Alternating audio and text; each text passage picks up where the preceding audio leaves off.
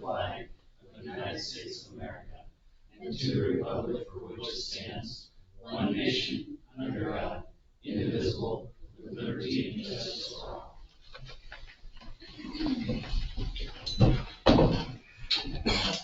Would the clerk please call a roll call? Director Arcata? Here. Director Johnson? Here. Director Maynard? Here. Director Mendoza? Here. President Slaughter? Here.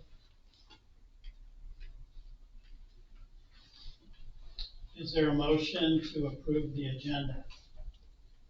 I'll move. Second. Is there any discussion or comments from the board?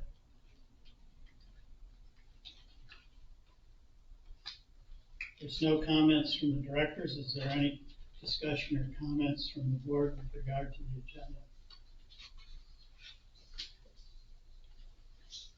Seeing there are no public comments, we have a motion and a second. Would the clerk please call a roll? Director Arcata? Yes. Director Johnson? Yes. Director Maynard? Yes. Director Mendoza? Yes. President Slaughter? Yes. Motion carries.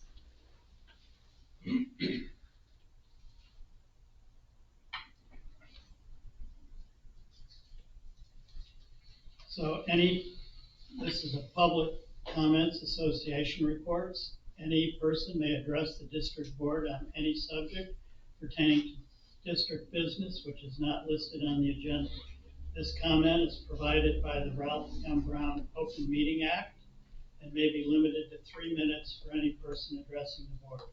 Any request that requires board action may be set by the board for future agenda. Is there anyone that would like to make any public comments?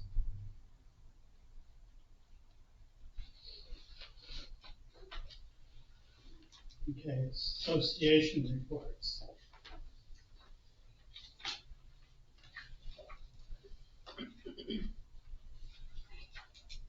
Are there any association reports?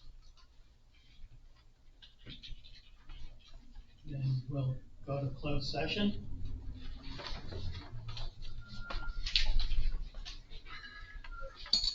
You want to read the closed session? Oh, pardon me.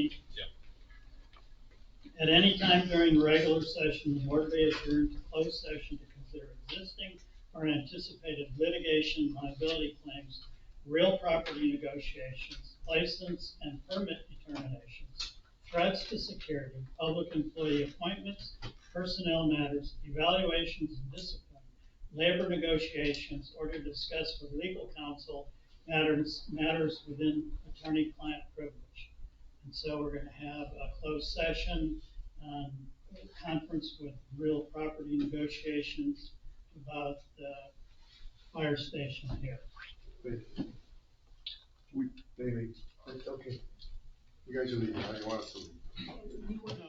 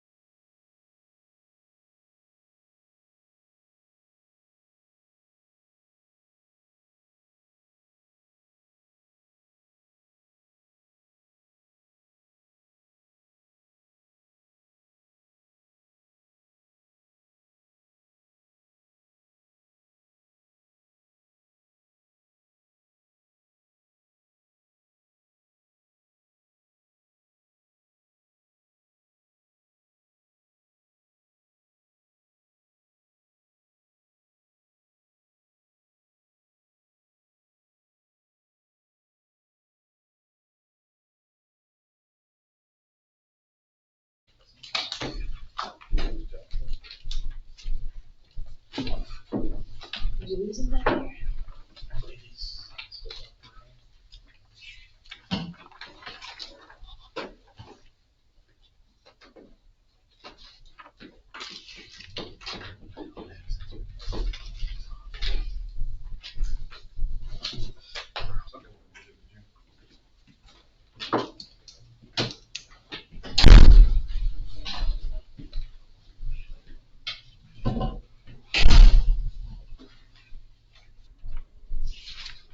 Moving on to the consent calendar.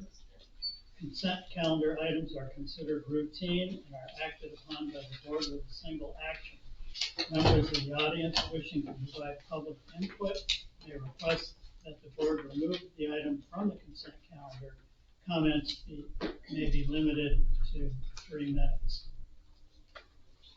Is there any board or public member that would like to remove a member or a specific item from the consent calendar?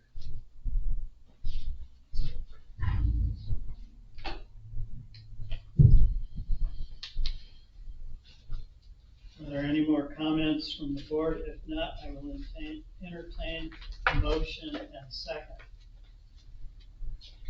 Do you have a motion to accept the consent calendar? I'll make a motion that we accept the consent calendar. A second. With a motion and a second, clerk, please call the roll. Director Arcata, Yes. Director Johnson. Yes. Director Maynard, Yes. Director Mendoza, Yes. President Loudenslager. Yes. Motion carries.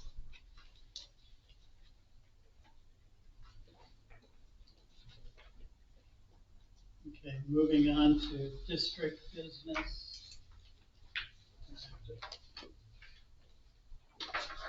Look to my other cheat sheet for public hearings.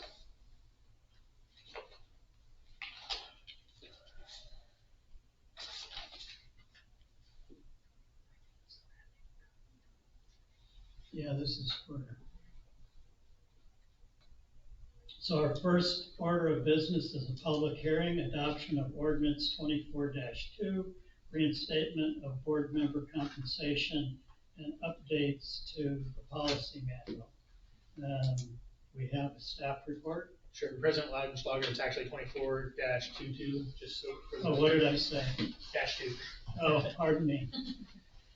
Okay, so, at the direction of outgoing President Maynard, staff placed the compensation of board members on the agenda for discussion and direction. After further research, staff found that pursuant to section 13857 of the Health and Safety Code, district board members can be compensated up to $100 per meeting. The code section also allows the board, through the adoption of an ordinance, to increase the compensation by not more than 5% in a 12-month period. At the March meeting, staff presented a draft ordinance, which after discussion needed some revisions. On April 9th, 2024, by motion of Director Johnson, the draft ordinance was introduced and read in title only. In conjunction, in conjunction with the approval of the ordinance, the board policy manual requires updates to sections 3.2 and 3.3. The updated language can be found in attachment 2 and was presented and reviewed by the board at the March meeting.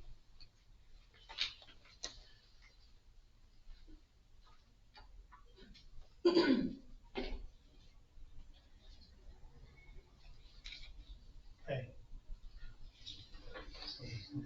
That's the one. That's the one. Okay. So we are having a public comment period and it's open. So with one person speaking at a time, if there's anyone from the general public that wants to present their views on this agenda item, please stand up and state your name and provide your testimony.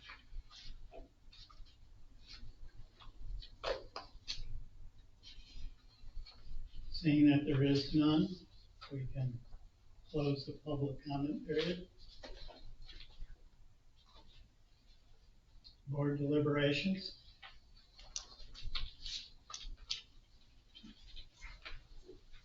Any of the board members?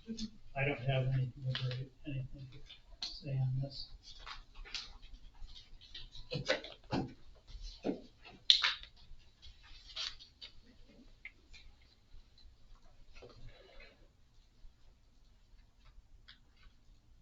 Okay, then we have a motion to adopt the ordinance and to approve the amendments to the policy manual. Do we proceed directly to that, or is there another step? No, call for a motion. Okay, I call for a motion to adopt the ordinance and approve amending the policy manual. I'm making a motion, to reinstate board membership, board member compensation, and approve the board policy manual updates in section 3.2 and 3.3. I'll second that. With a motion and a second, please call the roll. Director Arcata, Yes. Director Johnson. Yes. Director Maynard, Yes. Director Mendoza, No. President Loudenslager, Yes. motion carries.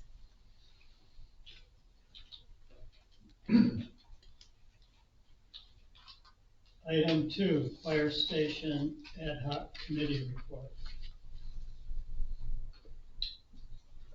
And I believe that is, we have a staff report and then a presentation by our ad hoc committee. You can just ask. Straight to us? Yeah. Okay. At the request of, I'm gonna read this, verbatim. At the request of President Loudenslager, during the April board meeting, the fire station ad hoc committee was directed to present recommendations for the lease renewal and discussion of options regarding the Arcata station. Factors that were considered by the committee included response times, change in traffic patterns in Arcata, future district and station needs, and the cost of rent for the Arcata station. Response times. Based on preliminary assessments of response times from the Bayside property versus the current downtown Arcata fire station, there would be minimal change in response times for the current 5-minute response zones from the Arcata station.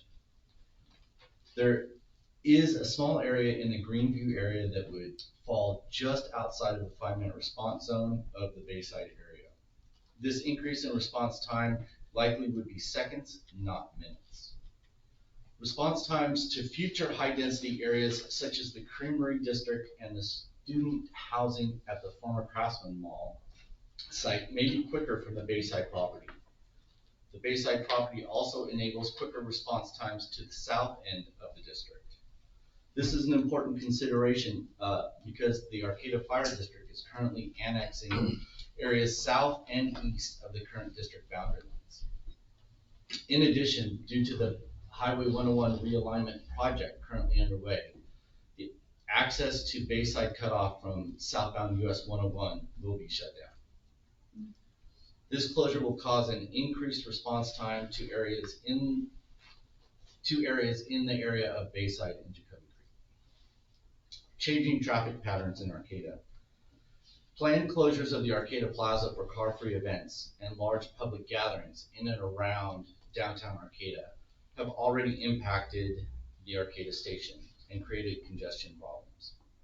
Traffic engineering projects, including bulb outs, neck downs, speed humps, and one-way streets in the downtown area may also hinder the development of emergency vehicles, the deployment of emergency vehicles by eliminating or congesting main routes used. Future district and station needs. Emergency fire apparatus are getting larger. The Arcata station becomes more cramped and difficult to back into with larger apparatus. With taller buildings already under construction, the district will need space for additional personnel and a ladder truck in the future. Because the district does not own the downtown Arcata fire station, it is severely limited in how it can upgrade the station. Operational costs of the Arcata station. The current rent for the Arcata station is $10,000 a month. The landlord for the property is the Arcata Volunteer Firefighters Association, the AVFA. The income from the rent pays the loan that partially financed the Arcata and McKinleyville station remodels. This loan has a variable rate which will be recalculated in September of 2024. The AVFA has advised the board that it anticipates a rent increase of 25% to cover the adjusted mortgage. And there's a attachment 1. Per the lease agreement, the district is required to make any repairs and maintenance to the building. This is an undetermined amount, as we previously have not been responsible for these maintenance issues and costs. Recommendation. The Fire Station Ad Hoc Committee recommends the board consider the information provided, take public comment, and explore the option of building a station at the Bayside property. And I have a couple of additions, if Director Maynard is done. Yep, all done. So, these maps are the same maps that are up there on the Aquos board. They're also the same maps that were included in our report. However, these are bigger, so it makes it easier for you to see them. If anybody would like to look at them, pass them down. Being that the station would be, the basic property is in my division, I spoke to some of the residents in the area, specifically the residents that are directly behind that property, to see if they had thoughts for, against, or just didn't care. The people that live directly behind the Bayside property told me that they had when they bought that property, they knew that there could be a fire station there someday, and would not have any problem with there being a fire station if we ever built one there. I also spoke to other residents in the area, and their responses were positive as well. In addition to that, I did do some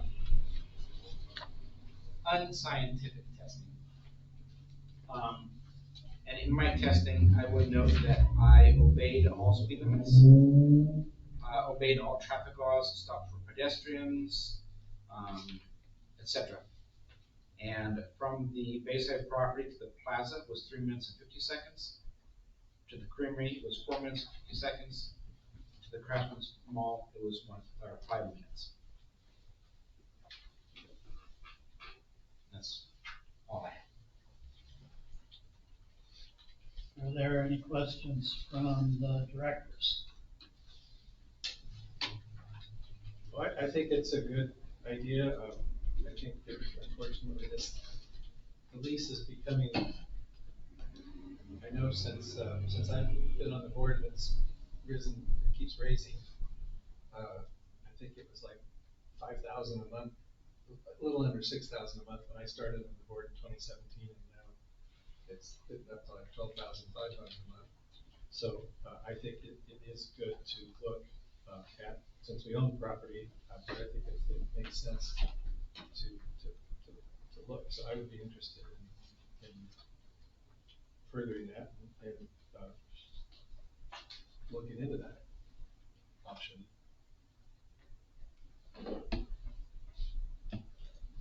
Any comments from you, Director Johnson or Director Maynard? And the only other comment I would add to this is we're looking at having an SOC done that should provide input. Hopefully that will be done early in the fall, hopefully before we have to make a final decision on our rental agreement. But I think the SOC should provide some insight into, over the next 20 years, how many stations we might need and where they should be located, or where the population centers are anticipated to be in the district. So I'm certainly supportive of having the ad hoc committee work with staff to continue to explore what our options are. Nice report. You guys did a good job. Thank you.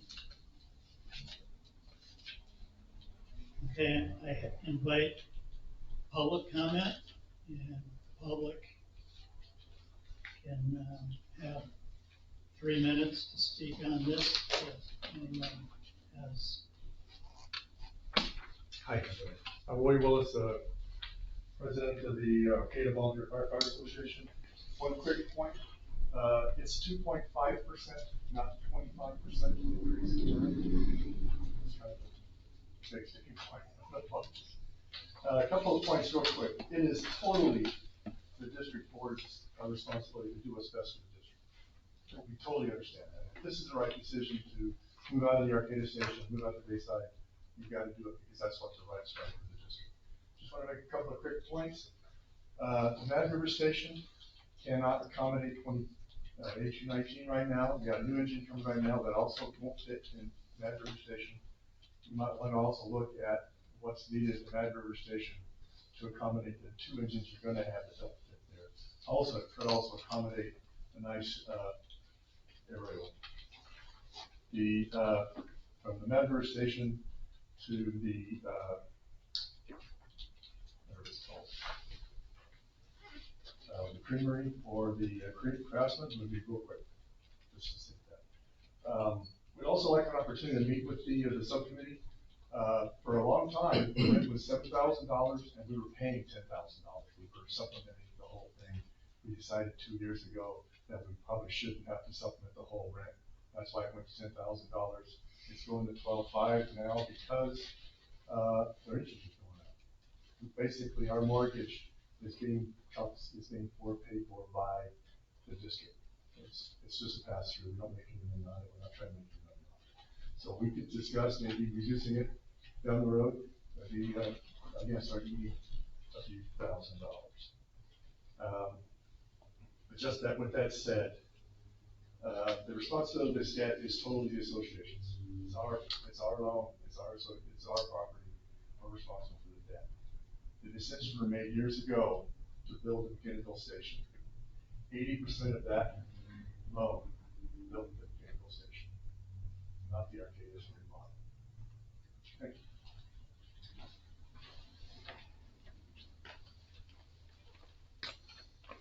you. Is there any other public comment?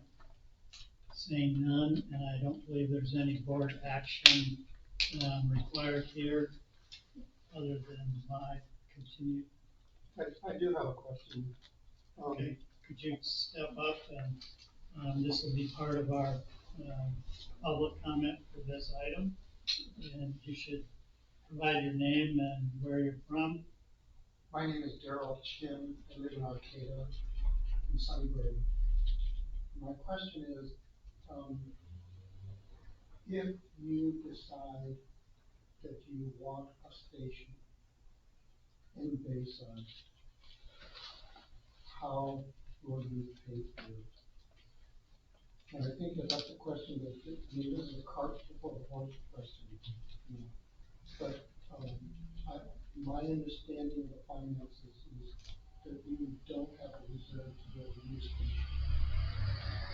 I could be mistaken, but I'll just throw that out there, because if you announce that you're going to build a station, you're going to have to announce that you will be. Thank you.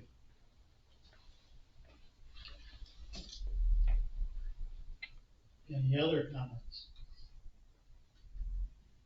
Okay, moving on to the next item, which is establish an ad hoc committee to carry out the goal setting process as part of the annual performance evaluation of the incoming chief. So, and I'm taking that item. So the board needs to establish an ad hoc committee of 2 board members to start the process of setting goals for fiscal year 24-25 for the incoming fire chief. The ad hoc committee will review Deputy Chief Emmons' 5-year presentation, meet in closed session to develop and finalize the goals, meet in an open session. So ad hoc committee needs to meet between now and our June meeting, and the subcommittee members need to review the recorded interview and the 5-year plan that Deputy Chief Emmons put together, and then meet and develop preliminary, set of goals and process for the review. And then in open public session in June, the entire board will get to look at that and finalize it. I have a question. So Okay. the way that we've done, maybe you're saying the same thing, the way we've done it in the past is that the ad hoc committee would come up with draft goals, and then would meet with the full board to ratify what those goals are, and then meet with the chief. Are you saying that the two ad hoc committee members would decide on the goals before the board? No, it's basically what you suggested, Okay. your first explanation. Okay. That an ad hoc committee will review the deputy chief, the new chief's interview materials, review the video of the interview, and review his 5-year plan, and sit down and develop a series of goals. And I'll add to that process that we want to use for doing the annual evaluation. And then they will bring that to the full board at the June meeting, and the full board gets to weigh in on it. Is that what you were suggesting? Yes, yeah, before that the full board decide what's going to be in that document before Yes. it is assigned Yes, to the that's- new chief. Okay, That's the way it would work. that sounds good to me. And the only question I had, in developing this, there was some conversation about whether we would be consulting with the incoming chief when we were looking at his interview materials. And your opinion about whether we should do that or shouldn't do that would be valuable. Well, I think it would be valuable to, before the final document, to meet with him and at least the ad hoc committee and meet with him, because he can tell you what, I think it would be good for both parties to meet before it goes to the final. So then you're suggesting a meeting of the ad hoc committee to review the materials and come up with some preliminary ideas. And that ad hoc committee meet with Deputy Chief Emmons, and then Yes. the two ad hoc committee members present to the board, just like our station people did today, directors did today. Well, it would be in closed session first before it, because it's a personnel issue.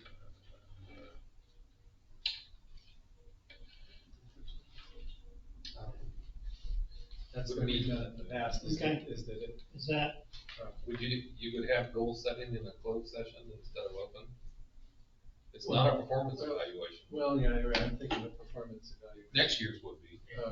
Well, you said the performance evaluation would be part of. no, we're coming up with the criteria for the performance evaluation Right. and the process for the performance evaluation. I think Not if it's doing it. strictly goal setting, and adoption of the goals for the board, you would have to do that in an open session. not in a Okay. closed. We haven't done that before. No, because they've all been evaluations based on the previous goals, new goals. Some new goals set in We don't want to give him a year to get his land legs before we start throwing goals in front of him, or?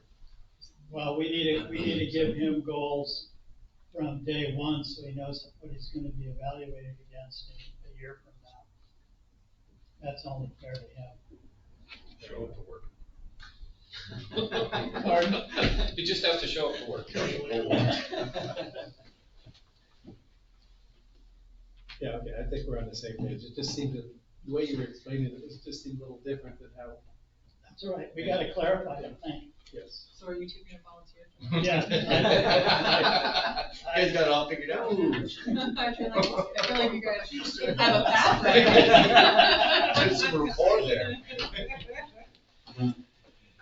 Okay, I'm currently with, ad hoc list. Yeah, I was gonna suggest that, since I'm the president, I thought it would be a good tradition. Blaine, or Director Maynard was led the review last year when he was president. I thought I would, since we don't have to do a performance evaluation, but I thought I would step in as president and do this. And I thought that since you volunteered, that since you didn't have an ad hoc assignment, and that you'd been through all kinds of performance reviews, that you would be an excellent person to help me out.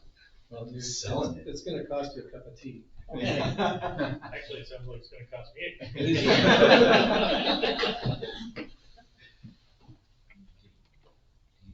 Okay, I think we've got that resolved. Are there any questions from any of the other directors that dodged the bullet? No, we need a motion to form the committee, subcommittee. Is there any comments from Director Johnson or Director Maynard? Good luck. Thank you. Okay. Is there any comments from the public? Seeing none, let's move on to the next order of business. Item number 4, approve the relocation of business banking accounts to U.S. Bank.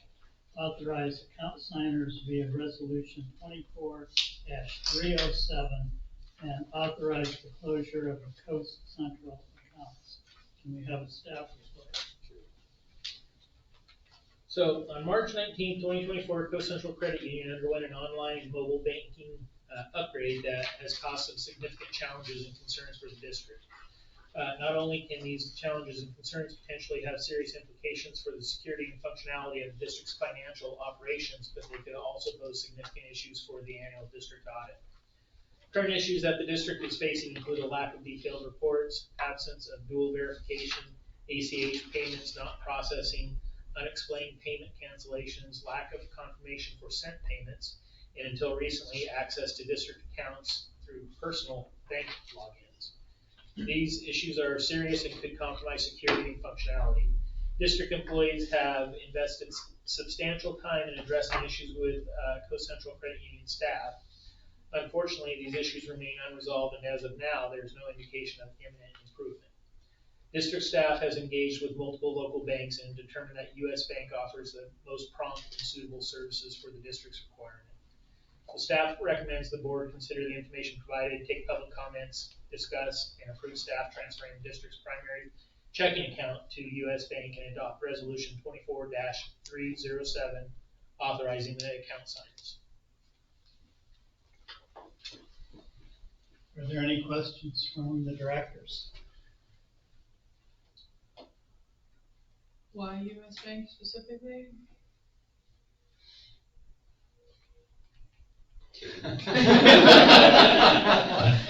Well, initially they were most responsive to us. It took us a while to get into some of the banks, and then when we did, we met with people of banks that weren't able to get us information timely, answer our questions timely. US Bank was very, very personable. They actually gave us, I think the day we met with them, they sent us a tutorial, so kind of like a mock banking system that we could go in and look at, and it met all of our needs, and they've just been extremely responsive. Would that be the Arcata branch? Yes. There's a US Bank in Arcata. Just up the street. I was really bummed I was gonna have to drive to Eureka and Electronically, we don't all have to be there in person. I have no complaints. It was really the Eureka drive that was bumming me out. It was part of the requirement, was to stay in the district for bank. I figured, that's why I was like, why are we only going to? Well, I mean, my other comment is I'm sad to see us leave a local institution for a nationwide bank, but obviously if nobody is stepping up to the needs, then I see that, we have to find services that support us, so. I think the unfortunate part is that they did this new online banking rollout without fully beta testing the business side of the users. And because we're business / government, it really threw some of their things for a loop. And we immediately saw that when we have our audit, that the auditor might have some concern over how some of the stuff was being reported, so it was in all of our best interest to, yeah, it was the same thing that, you know, they've been really good to us and, make grants, but as far as a bookkeeping, auditing, kind of a, we gotta cover our rear end. With no additional director comments, are there any comments from the public? I'm Daryl Shin, and I'm from Arcata. There's another credit union over here on the other side of the street. Compass. They do not do business. Oh, okay. They're just private, excuse me, personal, and, yeah, we've checked out, all local banks and even the other credit, Redwood Federal Credit Union. Verified. Redwood Bank?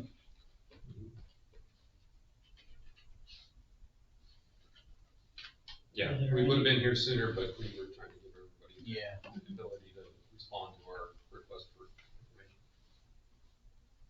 Any other public comments? Seeing none, I will call for a motion. Do I have a motion?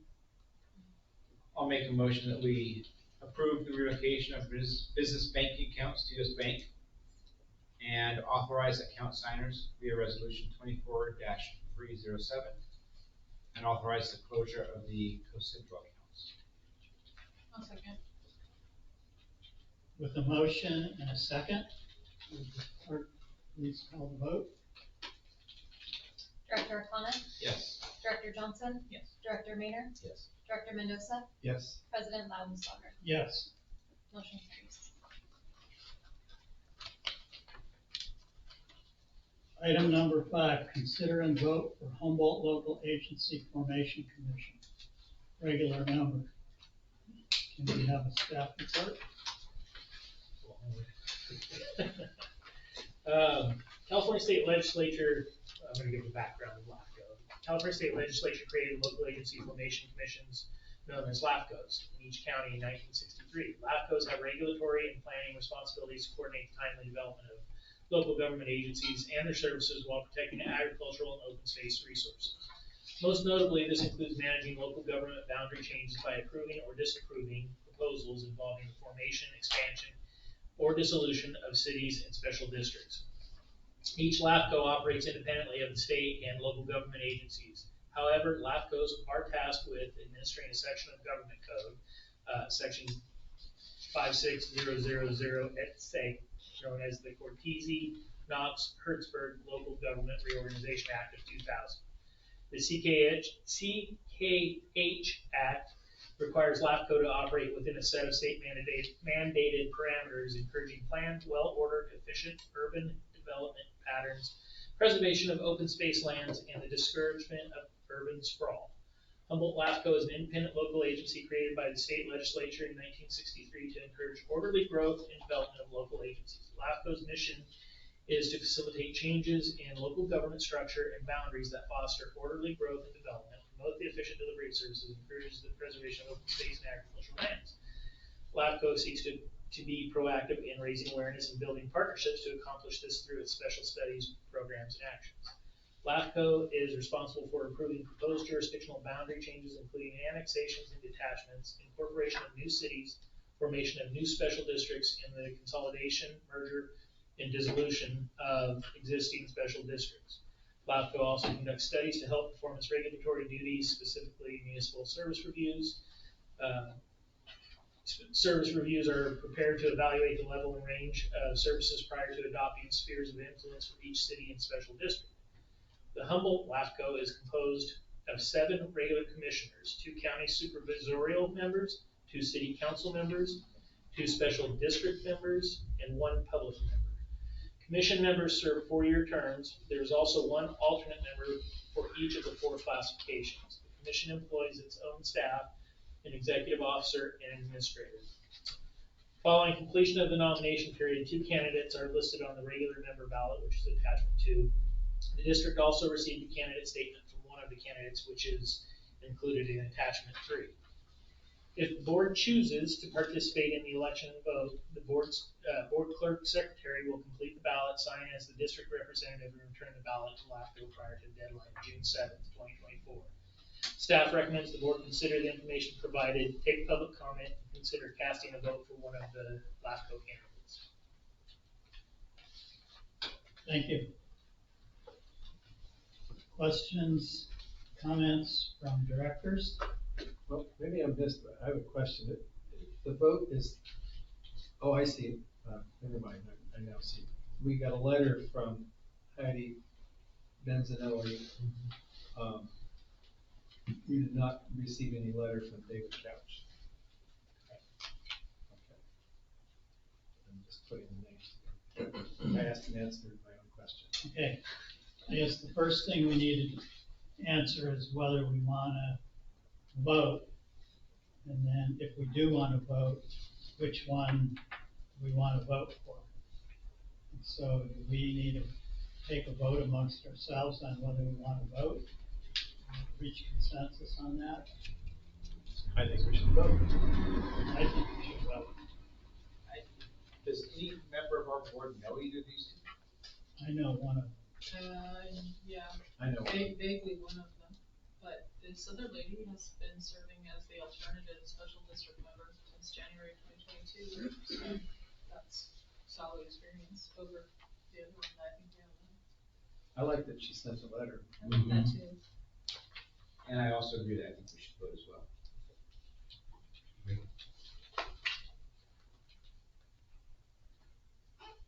Somebody have a nomination? I don't know either of these two people, so I can look into somebody who maybe knows them. I would nominate Heidi Benzanelli. A second thought.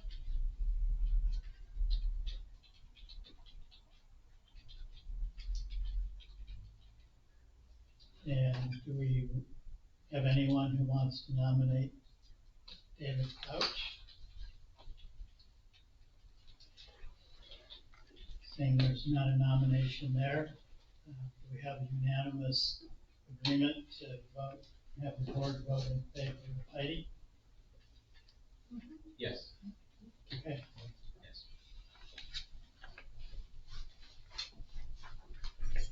So the board has agreed to vote, that the district should vote, and goes ahead and authorize you, per the staff report, to fill out the paperwork and vote on our behalf for Heidi.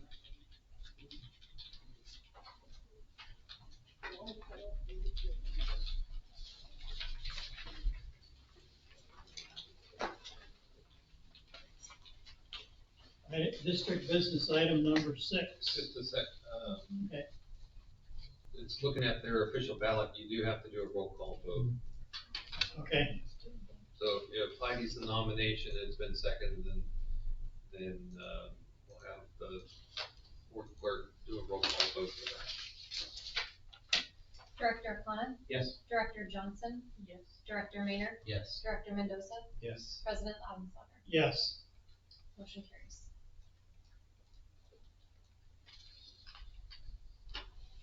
Thank you, Chief, for keeping us on straight and narrow. I'm sorry. District business item number 6, consider agreement for consulting services for the development of long-term finance planning with Cal Muni Advisors, and authorize the fire chief to sign the agreement. Is there a staff report? Staff report is pretty much the same as last month. At the last month meeting, there was a couple of directors had questions that I was able to reach out to Andrew Flynn and to get those answers. And the big part of it is this long-term financial plan will be essentially an Excel spreadsheet that we as staff, or he as staff, can utilize. It doesn't take somebody like Andrew to interpret it. We actually had a conversation with him today, kind of in regards to the gentleman's comments on the previous section, that whatever the district's gonna do, whether it's people, stations, or equipment, pay for it. And this is a critical component of doing that. So that's what Andrew's, 3 components, staff, stations, and equipment, fire engines, is looking at what's the district's borrowing, power. What do we currently have in debt right now with our unfunded liability and the current, fire engine loans? And we'll kind of be a, complementary tool that will be used when the SOC is completed. And we have, as Chris pointed out today, there's a web of so many interrelated things. So the standards of cover, the master plan that we're looking at, taking into account what Cal College's growth projections are, taking into account the city of Arcata's infill and gateway influx. We don't talk about it a lot, but McKinneyville's getting the same thing with the We Are Up development going in, and then Lindsay's development going in across the street from the current station. So this is, I think, that critical component, and Andrew hit it again, much to Eric's point of what's your capital improvement plan, and piecing all this out for the financial side. So yeah, it is a lot of money, but in the grand scheme of things, for this board to continue to look towards the future and the need to renew our 2020 tax coming up, these are all critical components that need to have answers in this. I think Andrew knows us, he's worked with us, and I think it would really work well. I think since we don't have a finance director, I think with the finance director would cost probably $140,000 Yes. a year. Yeah. Per grade, so I think this is a good value if you look at that. Any questions from the directors? So this is gonna cost 24.8? That's the number. Yes. And is that yearly? It's a one-time contractual expense for it. We do have a separate agreement with Andrew at Cal Muni as a de facto finance director. He's my phone a friend. And so we've earmarked about $5,000 a year for financial questions. Andrew's been really good about pro bono, partly because we don't lean on him for the heavy lift, but this component, this study would be the heavy lift that I think that if we were a large enough district, if you were finance director, we'd totally be doing this on your behalf. Well, I am supportive of this. I've asked questions and gotten answers about how this is different from the financial part of the SOC. And I've gone, last fall I went to special district training, and this spring I went to the Fire District of California Association meeting, and this is the kind of information that districts need to go to voters, to develop capital improvement plans, to do various things. And it's more costly than I would like. We really need the information to either go to voters, go to the city to tell them what our circumstances are and what we need, and just to run the district in a professional manner.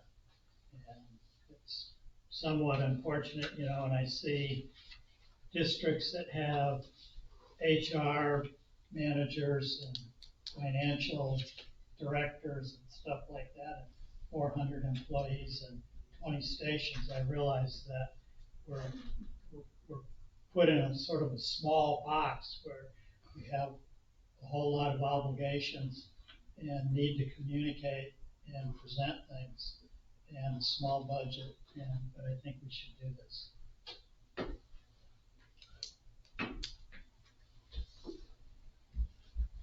With that, are there any other questions from any of the other directors?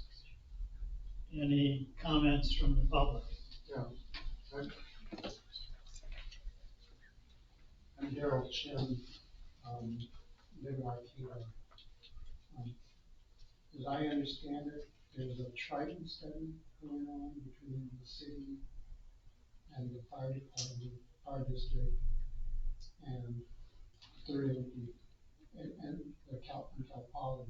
And my question is, how does this relate to that, or interface, or natural, anything like that? What has it got to do with it? Anyway, just some explanation of how they match or don't match. It's kind of like the three-legged stool here. The standards that cover the tri-entity study is gonna give us a projection based on our staffing needs, based on the community growth and all that. It's gonna give us a little bit of a projection on essentially what our current tax and our benefit assessment would bring in if it was developed. What this study is gonna do is the long-term financial plan is to take what we have for a capital improvements plan, whether it's fire stations or fire engines, and kind of monetize that out and look at how,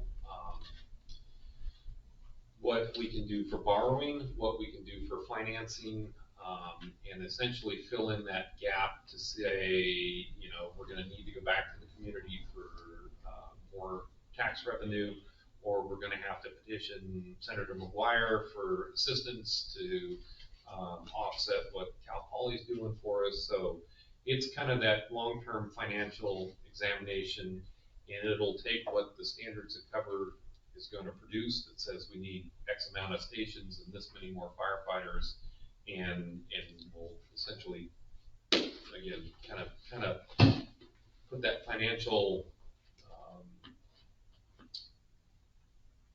amount in perspective so that we can make those, they can make those decisions on where we go in the future. So that is underway, correct? The study is. The SOC? Yes. Yes. Yeah, in fact, we were Right. contacted today about it. And the university has confirmed they're paying a third of it, correct? And the city of Arcata is paying a third, and fire district is paying Correct. a third. And when do we expect to have that, the results of that? So they actually reached out to us today, they will be doing local area visits in July, which then I would be anticipating probably early mid-fall on the final product. Looking forward to that.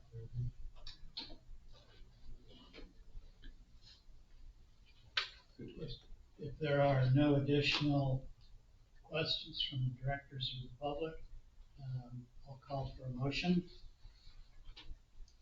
I'll move we authorize the chief to sign the contract, set a budget item for fiscal year 24-25 for financial advisory services for $25,000. Is there a second? I'll second. With the motion and a second, we have a vote. Director Arcata, Yes. Director Johnson, Yes. Director Maynard, Yes. Director Mendoza, Yes. President Loudon. Yes. Motion carries.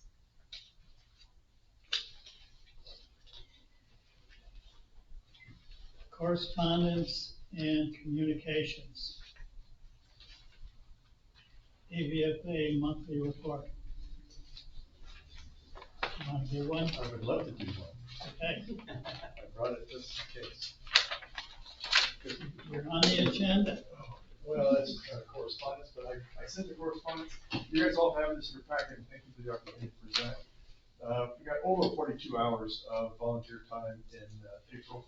I didn't get all the count before I actually sent this. I think it's actually almost 50 hours of volunteer time.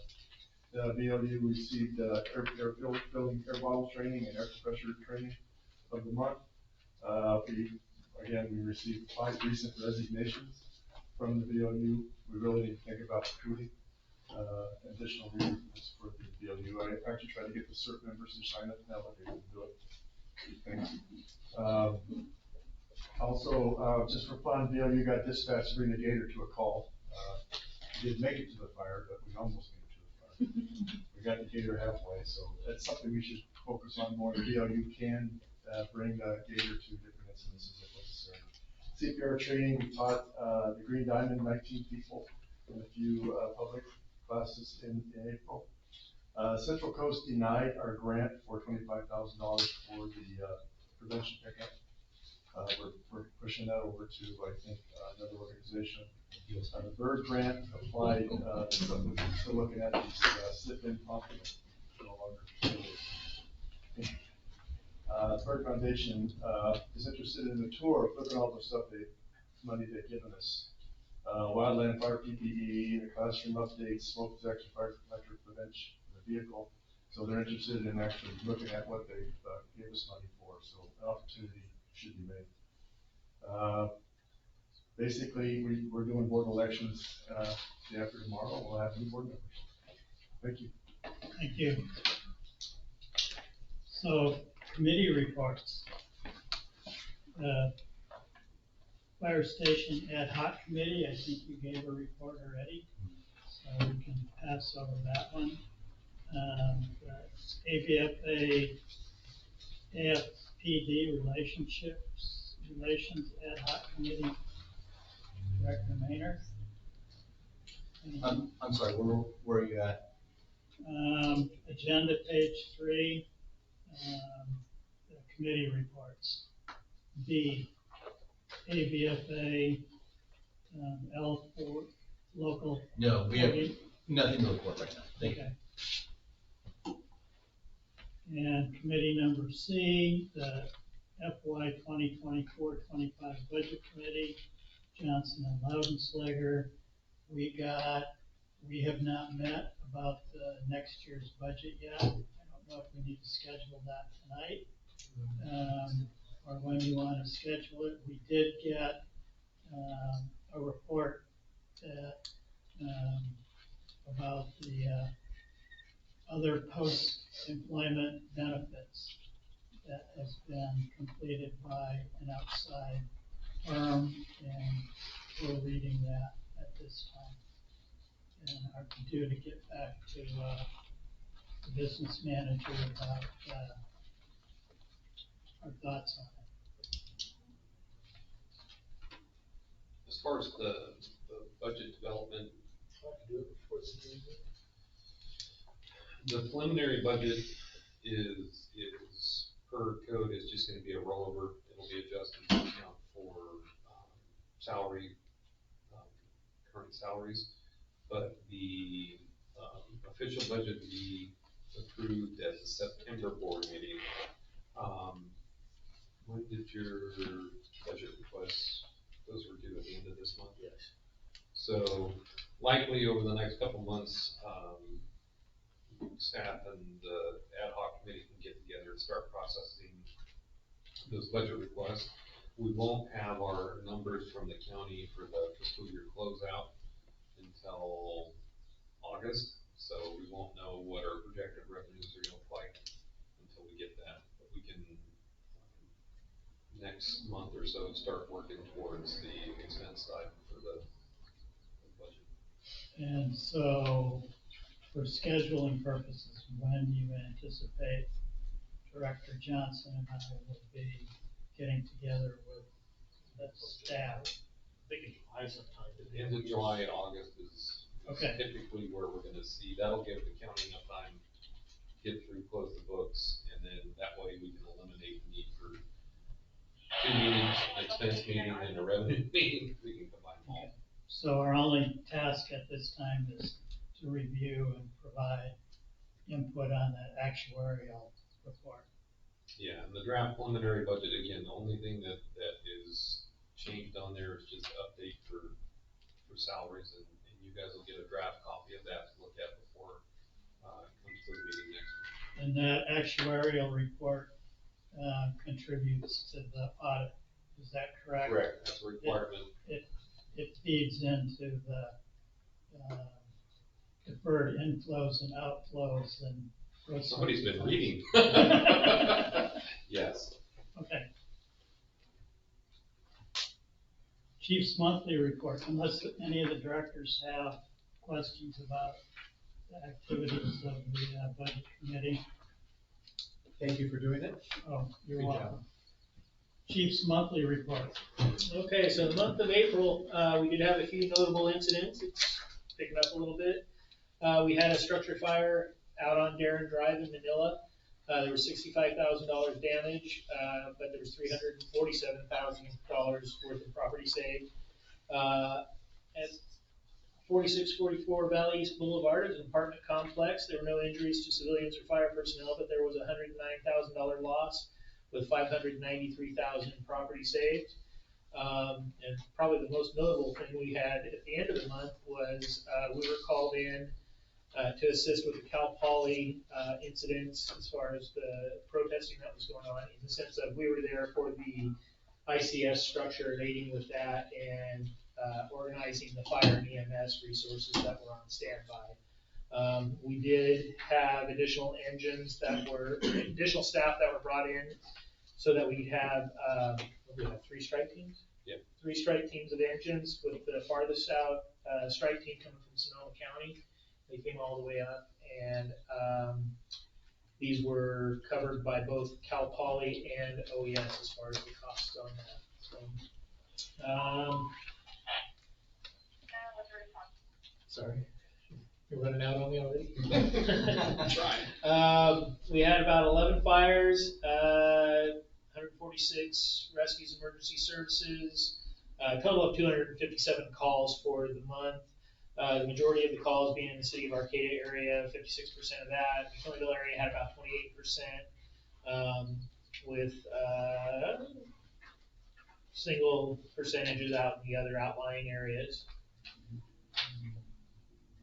One thing we didn't get is we always, which is interesting to me, but we like to look at our overlapping incidents. Unfortunately, our CAD system was not able to dump all the numbers we needed. They had done an update at CAL FIRE, which kind of discontinued our dumping, so of the data that was coming into our system. So that has since been resolved as of yesterday, I believe it was. So now next month we should be able to get the accurate numbers. So we did have some incomplete data on that. Our average response time was 3 minutes 39 seconds, which is really good.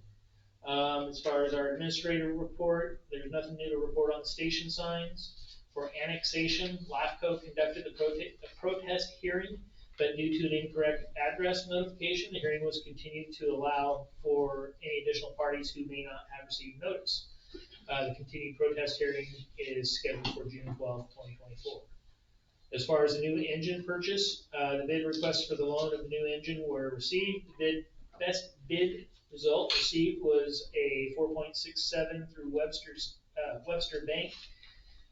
There's no prepayment option for the first 2 years. Year 2 to 5 is a 101% payoff, and 100% for years 6 through 10. Total financed amount was $1,015,000. We have the Pony Express Parade coming up in June, and we'll have equipment and personnel in the parade with their families walking along and or riding. If board members are interested, please contact Katie to see if you want to participate and get the specifics. I was able to go down and attend the Fire Districts Association of California conference with President Laudenschlager, and to me it was very educational. I learned quite a bit about financial resources, human resources, planning, strategic visions, strategic planning, and just a lot of things that the fire districts specifically deal with. So it was very educational for me, and I've got all of the presentations to refer back to.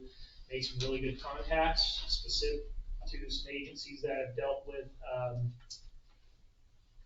universities that are building in their area and some of the things that they've addressed and things like that. So we look forward to have discussions with some of those folks that we establish contacts with. Our operation budget, as far as staff hours, we had about 892 scheduled overtime hours. We had 220 hours of training. As far as our apparatus and station maintenance and repair report, everything other than minor instances where they were taken out of service for it was more like preventative maintenance type issues. All of our apparatus remained in service. Nothing significant at the McKinleyville station. One thing we do have that's pretty significant at the Mad River station is our gasoline fuel tank leaked. And we ended up with about 4 inches of water at the bottom of it, which contaminated the load of fuel we had just received. So that tank is currently out of service. We're switching to Valley Pacific for gasoline, or as our gasoline supplier. One notable instance with that was we did have to take Assistant Chief Ross McDonald's vehicle out of service because we found through his vehicle that we had a leak because we had pumping water. So, Luckily, the leak is internal, it's not external. yeah, so at least it's contained. Is that our tank or theirs? It's our tank. They Yeah. own it. So Arcata Station, there was nothing significant to report and nothing significant to report out the Bayside property although we are gonna be looking at, cutting the grass out there because it's starting to get tall again. That should be next week. He was trying to get out there this week, cut the grass, but because of road construction, he couldn't get the tractor in the grass. Through our revenue recovery, we received $1,509 and some change. And through our inspection fees, we had about a little over 5,000 that came in. I'd like to defer to Alyssa if she's willing to talk about your prevention status. Can I ask a question real quick before you move on? Were those tire replacements on the engines, were those scheduled or were those? Tire replacements. Yes, scheduled, but it was last minute that things were getting tight and they're having difficulty getting the side of the tire for us right now. That's what I was. Hi. Sorry. That's okay. So I took on a little bit of a new format here. Hopefully it's easy enough to read. The top section is going to be from the fire marshal's office. These, the 8, the 3, the 1, the 12, those are not hours. Those are, I guess, units. So we've done that many things, not that many hours of those things. So we've done, 8 construction inspections. Special inspections could consider things like sprinkler systems, risers, things like that. Most of what is in here is me and Ed together, so it's not split up. If that's something you guys want to see, just let me know. But that is, most of these things are things that we're doing together out in the field. Down below, fire inspector's office would be Matt Knowles. The pass initial, fail initial, they are apartment complexes, not apartments singly.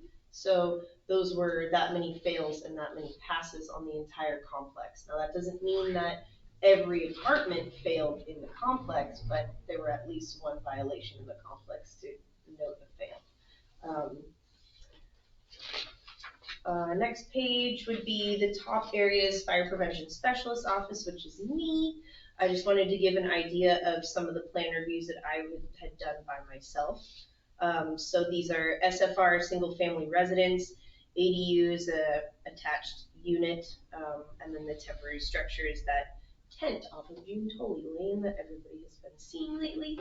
And then a couple of inspections that I did with Ed and by myself here. And then at the bottom, public information officer's report is just showing how many followers we have in both Facebook and Instagram. We keep just going up from where we were.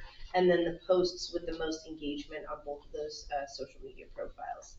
As you can see, Winston got the most attention there with just behind Administrative Professionals Day with 11,000 reactions. So that was, puppies are always good. When you can post the dog, post the dog. If I can jump in real quick, she's talking about prevention statistics, and it's always important to report back to you where you authorize our expenditures, and by hiring Matt as our part-time inspector paid off. The structure fire on Valley East Boulevard is, even though we had a fire, and I would love to say it's a failure in prevention because that's what all fires are, fire prevention actually paid off at that site. That apartment, that had the fire in it, it was a relatively small fire, it was caught early and was pretty quickly contained with minimal water. I mean, it was amazing. The reason why it was quickly, notified is it had 3 working smoke alarms in the apartment. The upstairs neighbors heard the alarm, went out, smelled smoke, called 911, and we got activated. I was so impressed with the smoke alarms that when Melissa and I were in doing the investigation, taking photographs, they were still sounding after they had melted and fallen on the floor. So, I do have to give Ed and Alyssa and Matt kudos that, you know, you guys are always looking at our expenditures and what's going on, and these are the things that pay off, that Matt is out there doing the inspections. The fire extinguishers, even though they weren't used, were tagged, they were current. The smoke alarms were there, and I had a really good chat with the property owner about, you know, good job with keeping your property up to date. And I guess Matt had just been out to that, apartment to do his inspection, so it's a good thing. Prevention is working. I have 2 questions. So along with that, it kind of made me think that's a multi-apartment complex. So does Fortuna automatically dispatch the Eureka ladder truck for a call like that, or do we have to get there and wait and see if we need one, and then we'll call for a ladder truck from Eureka? Well, so typically the duty officer recognizes when it's an apartment complex, when we need a ladder truck and make that request. However, what I will say is, I've had experiences with Fortuna when you've got a senior captain that has experience in the comm center. They will recognize and prompt it before you can even request it, would you like to read a ladder truck? And so at times they do recognize that, and, but typically it falls on the duty officer to make that request. Okay. My other question is the deployment at Cal Poly Humboldt. So was everything reimbursed? Because they did take that contract that we had away this last year, and they canceled that contract for us to do those ancillary things, so I'm assuming that everything that we had up there has been reimbursed. Short answer is yes. So, I made it very clear to them when it turned into a protracted event, and they wanted to utilize our services, that it was no longer an emergency response, and standby was gonna cost them. So they purchased a chief officer and an engine for 4 days, I think it was. And it turned into a $27,000 bill. We refunded them $21,000. And if they would have kept the contract with us, that probably all would have been covered under the contract. So, it just highlights the. We refunded 21,000 out of the 27? No, when they canceled it, we gave them $21,000 back, and then I turned around and gave them a bill for 27. So that amount of money covered all of our staff time, even the, you know, built-in, we were feeding crews, planning meetings, all of that was covered under that. But a vast majority of that response to Cal Poly was covered by your tax dollars through the state of California. So we made a special request through Cal OES. Because of that event, we were unsure of what was going to go on. We know we needed to have more fire and ambulance resources in town in the event that a law enforcement action was going to happen, because we weren't getting a lot of information. So we ran it through Cal OES. I was on a conference call with the region chiefs and the Cal OES fire chief, who more or less agreed that whatever we needed, he would take us straight to the director's desk, and within a day after figuring out what we were gonna need, they paid for it. And off the top of your head, do you remember what a strike team engine costs? Depending, but it's about 40,000 through OES. Yeah, so the Sonoma County strike team that came up to assist us, was about $40,000, and we had them for a day and a half up here. So that cost was essentially borne by Cal OES. The county itself, we were able to muster up 4 engines and Fortuna's ladder truck. And we had them on standby as well. And that cost also was covered by Cal OES. And the fire side of it, I think we were looking at probably a $350,000 price tag. The EMS side of it, we were ordering 6 additional ambulances that came in through CalOR that were staged throughout the night here when the event kicked off. And that was roughly $2,000 an hour per rig. And that, again, that was all done through a special contract through Cal Poly. So our costs are covered and then some. And they keep saying it was about 1.9 million in damages and stuff, and I don't believe that takes into the full account. Just by our planning meetings, there was 350 to 370 police officers that were brought into the area. Again, that was all done through the Cal OES mutual aid. So the cost was, in the grand scheme of things, the cost was pretty darn significant, and we were made whole. Thank you.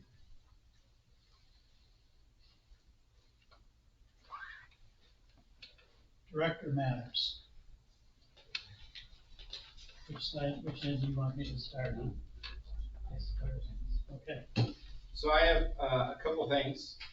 On May 1st, myself with President Loudenslager, Chief McDonald, and PIO Alvarez attended the LAFCO protest hearing at the Six Rivers Masonic Lodge there on Bayside Road. Due to notice issues, mailing issues on LAFCO's part, that meeting was continued, and I have that it was continued to the 13th from what I wrote down that night. So we'll have to check on their website to confirm whether it's the 12th or 13th of June. Yes, at 5:30 in the same location at Six Rivers Masonic Lodge, at 251 Bayside Road in Arcata. And I believe Chief McDonald is confirming. I'll have to look. I can find it on the website. I posted it on their website. Okay. I know we had a discussion with the lodge folks because there was a conflict with the graduation and some other stuff. June 13th. June 13th. So June 13th. That was from their website, so. And what day is that? It says Wednesday, June 13th at 5:30. And that's the date I wrote down from what their representatives said that night. Okay, and then June 13th is a Thursday. I should say. Okay, so. We'll follow up. Their websites, okay. Either Thursday or the 13th, but it's not both. Yeah, okay, great. I wrote down the 13th from what she said that night, but if you could follow up. Yeah, okay, and let me know so I can change this. Additionally, last month I received a postcard from Alex Stillman from the Arcata City Council asking to meet for coffee or tea. I got a hold of her and met for coffee this morning. We had a vague general discussion. A lot of catching up was done. I hadn't seen her in several years. Had a good time talking to her, but one thing that came out of that was she asked me to check with the board as a whole and find out if we would be interested in having a joint session with the city council. Now, she's also going to check with her city council and find out if they're interested in that. She asked me who to have if they decided to do that, who to have her staff reach out to. With lack of information as who to have them reach out to, I threw the 2 chiefs under the bus. That works. What subject is there a particular subject? No subject was discussed. just a general, a meeting between the two groups. I believe, to discuss issues in the letter that we sent them in April. Because she's recused with that subject. I believe, because she has property within the gateway, so that's the only, that's my only question, is that, is she organizing a meeting with the council of the gateway on an issue that she's recused to talk about? I don't know. That would be a chief city manager call. One of the things that I made sure to do was not discuss information that our board is dealing with. So I didn't get to specifics about that. But that's all I have, is those two things. If anybody else has comments about any of those. Well, speaking of Alex, she contacted me too, and Chris, thank you for checking the tall grass in Valley West on that. I think she had a constituent reach out to her, I'm guessing, to tall grass behind the Round Table Pizza. And they're hoping we could get a hold of somebody to get it mowed before it starts burning. So I appreciate your quick response on that.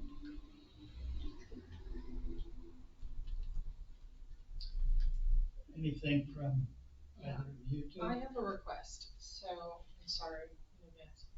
Since we're mostly electronic, can we add hyperlinks to the agenda and return to menus at the bottom of each page? Because it would make navigating these 100-page documents a lot easier. Please, thank you. Menus to the bottom. A return to menu, so like a button that will take us back so that we can reactivate the hyperlinks for each of the topics. Good luck with that. I mean, when I first That'd started, be the ideal. we were mostly paper, and now everybody's got the laptops, and so it just makes it navigating a lot faster. Except this boomer over here. I got paper all over. What is a hyperlink? Jeez. Oh, Underline okay. blue? Oh, you'll say it. We'll Okay. put that on your postcard. The cure thing. Yes. It's like an electronic test like that. I'm the oldest one here, so I can. We can do some training later. Sorry. Well, I know that Power official push name. Yeah, the TikTok is probably. It just says click here, it's like. Anyway, that might help. Well, I know it'll help me a lot. That's my request. Any other? I'm good. Okay, so I will finish up by saying that I attended the Fire Districts Association of California meeting. It was valuable. Since we've been here long enough and we want to get out, I will abbreviate my comments. They have dual sessions there, and Deputy Chief Emmons attended some, and I attended others, so we didn't completely overlap. The slideshow, the PowerPoint presentations are available at the website. Kind of have to navigate around to find them. Did you download it? If anybody wants them, I can email them. Okay. I have not found that they videoed. I haven't found a video of the ones that they did as panel discussions. So though there were some that were very good and had panel discussions from chiefs, and I listened to them, I didn't try to take notes. And then the presentation, rather than being a video of the whole thing, is just one PowerPoint slide, which is unfortunate. So my takeaways from the conference, one, they had a very good summary on legal issues, new legal issues, and I won't go through all those. I took notes on those, but I've discussed them did a debrief on that with Chief McDonald when I got back, and for the board, based on that conversation, I came away with the impression that he'd already learned about most of them and had taken them into consideration in his management. So I feel pretty good that we're not getting ourselves crosswise with our employment practices and, all of those sorts of things. But that's what they covered, and, that is a whole PowerPoint series, if anyone wants to look at it. It talks about all of the legislation and lawsuits from the past year or so that impact us. The other important presentation was on district financing or fiscal circumstances and taxation. And the FDIC has put together a white paper, and I'm encouraging our executive staff to look at that and look at the potential support that they may seek from us. Basically, we're not unique in terms of our ad valorem. Everywhere the districts are faced with ad valorem property taxes insufficient for their district, and that they have to go to voters with special taxes and benefit assessments.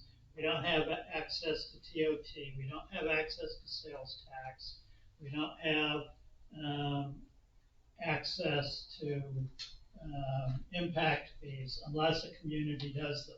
And so this is a white paper. It's being put together by the district to go to the state legislature. I think it should go to the feds as well, our congressional representatives, and try to tell them what dire fiscal constraints the fire districts are operating under. And once again, I encourage our executive staff to look at that document and see what FDIC may want from us in terms of, I looked at their website and they have some like sample letters and stuff we can send out to the legislators, but if there's anything we can do to support that effort, I think we should do it.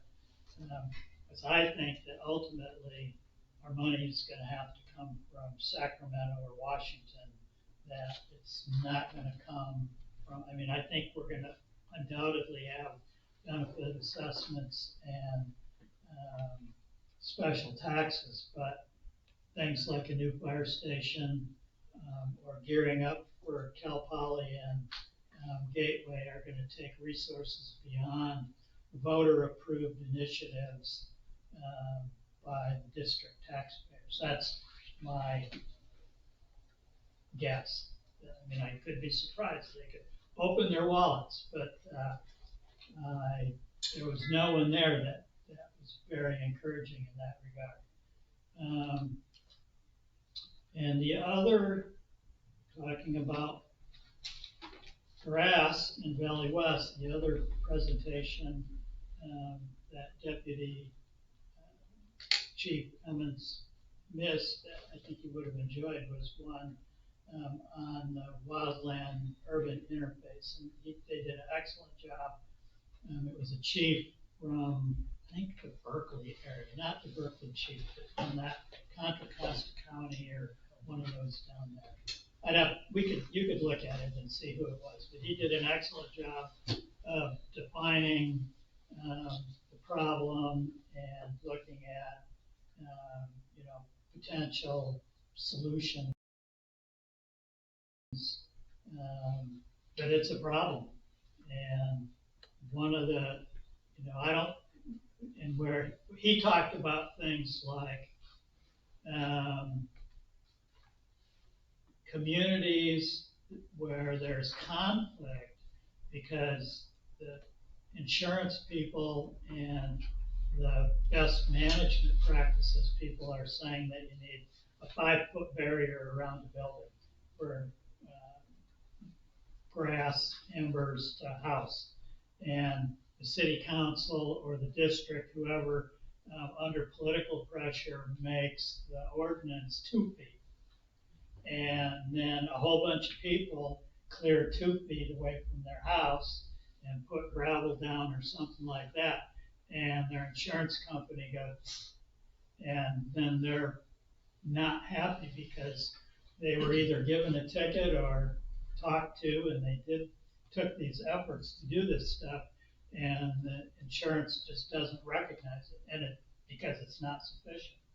And in fire-wise communities, it takes on the order of 75% of the people that live in a fire-wise community have to do the hardening, whatever that amount to in a particular community, to have it be recognized by an insurance company for consideration of lower rates because they've done their due diligence on protecting their community. So it was a very good talk.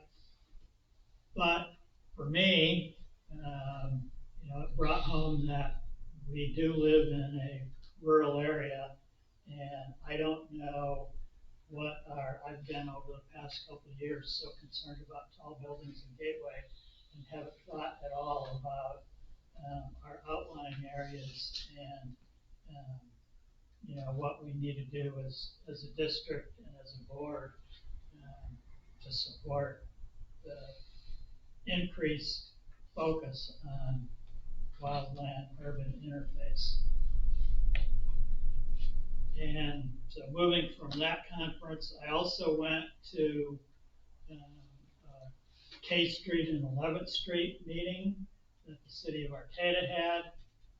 And I came away with from that, that in my view, I think it's something that fire marshal and our executive staff needs to look at as they continue to roll out their plans.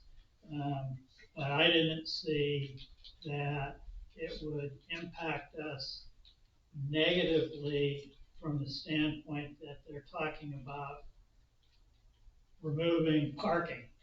And so K Street would still be two ways, only there'd only be there'd either be no parking or parking on one side.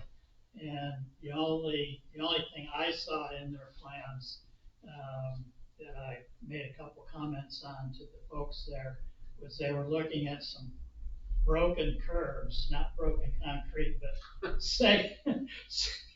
segmented curbs to separate the road from bicycle lanes. And I commented that I was affiliated with the fire district and that it would really be good to have their input because bumping over those curbs to go around traffic in the middle of the road and stuff like that could possibly be hard on suspension, and that however they want to divide the bikes up from the road traffic, that the district would maybe have some constructive suggestions on what would be better for us and worse for us. The final thing that I have to talk about is the letter that got sent to the city. And so immediately after sending it, I haven't actually heard from the mayor at all yet, or any of the city council member. But within a couple days of sending that off, the city sent out a notice of a public hearing that the planning commission was going to have a public hearing today. So it's going on right now down the street. And so I wrote an addendum letter sending this letter in our original letter to be submitted as written comment for the public hearing. And then I was shocked and dismayed.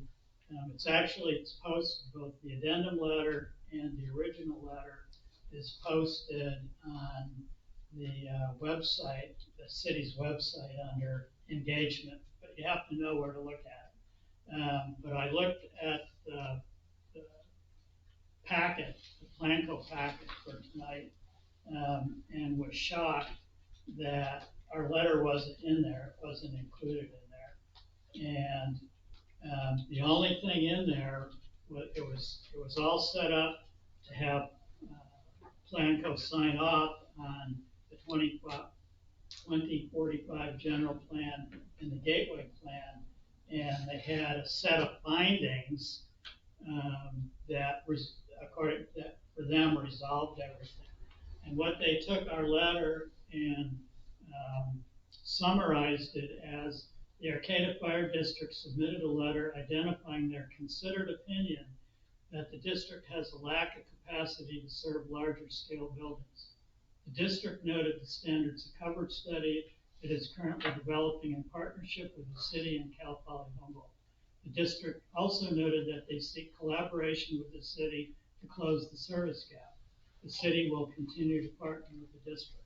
So this was the official response to this letter, and I was not pleased.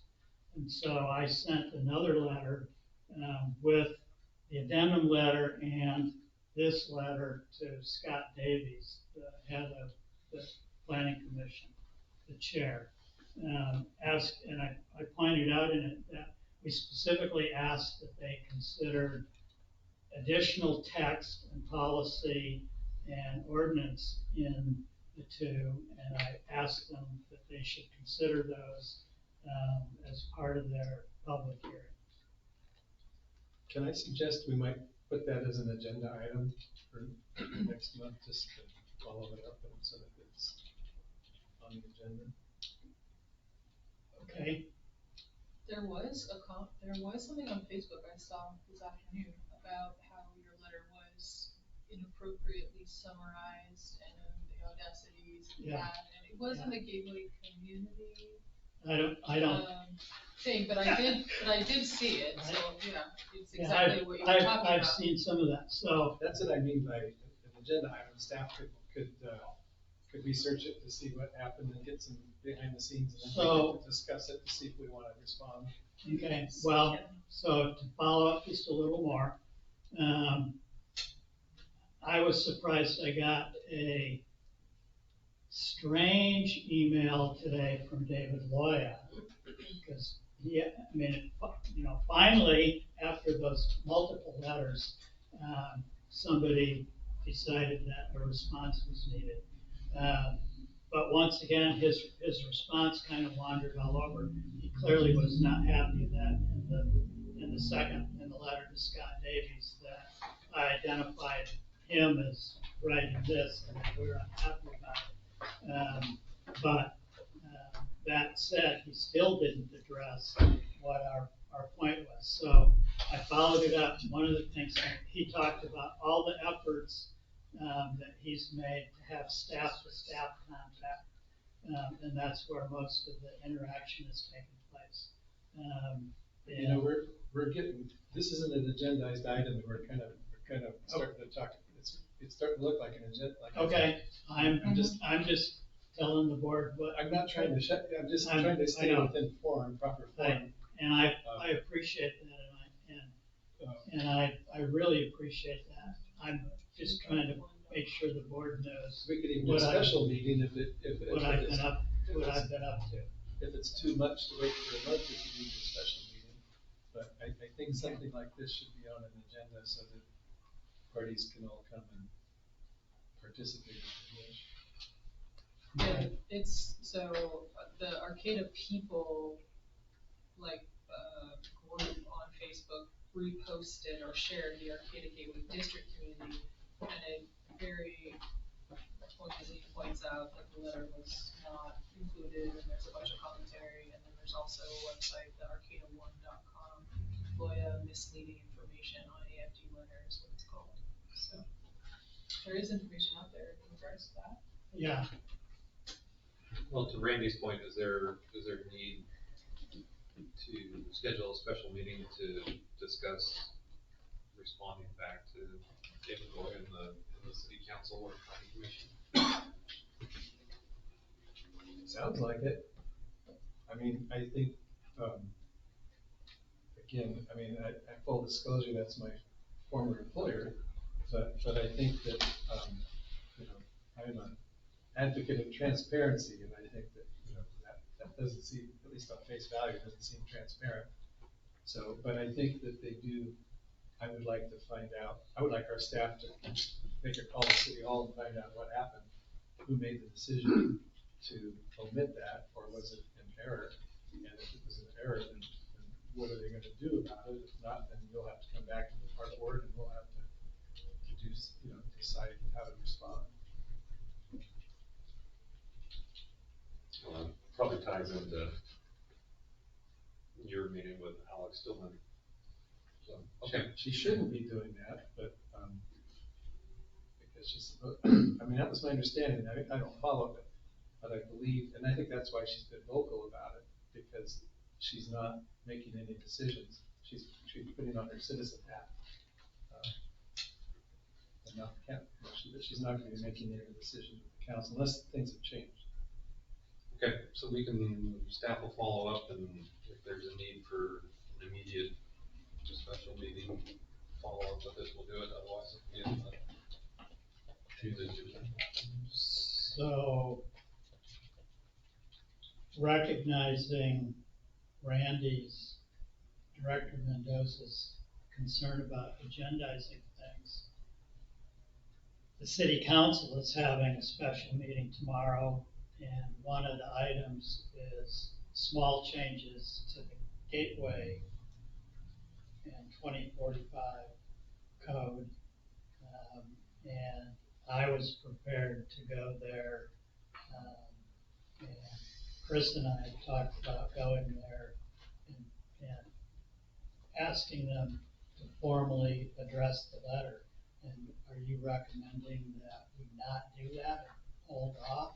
No, that sounds good to me, maybe that's it, maybe do that first. and Okay, then I'm just, I think it'd be helpful though to find out what happened, you know, maybe not, it's just, it's a big, a lot of stuff going on. I know. The paper flies over there, Right. and it goes pounds and pounds of paper, and it could have been inadvertent, or it could have just, someone's trying to do this, a little, who knows? But I think we need to find out, because we have the same constituents, we're representing the same constituents, so it would behoove that we can communicate well. But I think that's a good point, I'd be satisfied with you okay, and Chris going and asking that question. okay. It might be helpful to call City Hall ahead of time to see if there's more behind there, if you know anything. That's up to you guys. I will let staff do that if that's okay. So, and part of, for me, and hoping this doesn't get too far off track, but as your president and as having picked up the Gateway portfolio when I came on the board, and that's in my division. And when I came on the board, I told the chief that I would sit in the hot seat about that. And I don't mind doing that, but what happens is, like in this case, things are happening, 2 or 3 things within the month. And so it's like happening fast enough, and I can't, by Brown Act rules, I can't contact and get the opinion and input from other directors. So I'm using this time to, You can do one, you can have a Brown Act, but.